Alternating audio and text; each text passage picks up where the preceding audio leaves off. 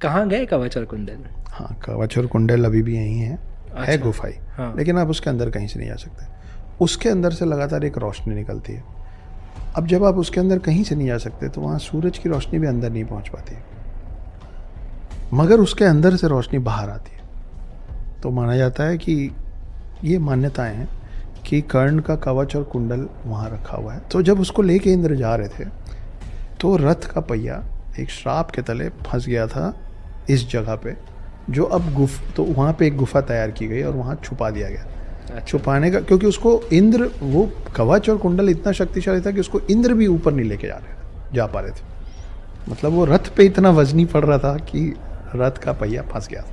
तो मजबूरी हो गई थी कि इसको हटाऊंगा तो रथ का पहिया निकलेगा। तो वो आज भी गुफा के अंदर कहीं छुपा फंसा हुआ है। महाभारत एक टॉपिक है जो बहुत लोगों से करीब है, थोड़ा उसको और डिटेल में समझते हैं। एक्चुअली मेरे लिए महाभारत में दो बहुत फैसिनेटिंग सब्जेक्ट्स है, एक है कर्ण और दूसरा है अश्वत्थामा।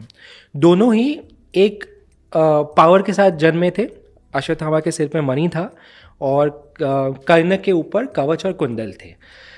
पहले तो मैं साइंटिफिकली समझना चाहता हूँ, क्योंकि आज के ज़माने में शायद लोगों को लगे कि ये कैसे हो सकता है। How can you be born with metals on yourself? Well, you can't see everything and anything which is written in our Hindu ancient scriptures. उसका ये नहीं मतलब होता है कि उसको अपने को सब चीज़ों को लिटरली लेना है।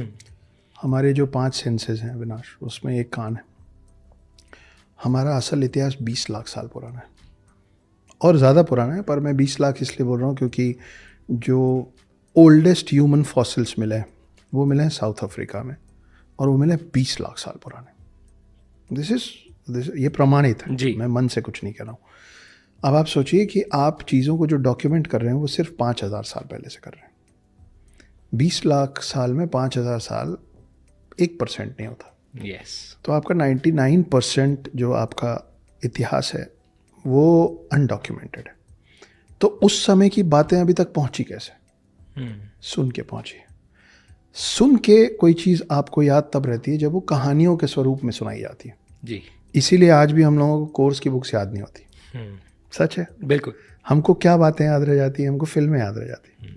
क्यों? उसके 2 कारण हैं। एक, उसमें कहानी होती है। दूसरा, उसमें किरदार होते हैं। किरदार मिलके कहानी गढ़ते हैं।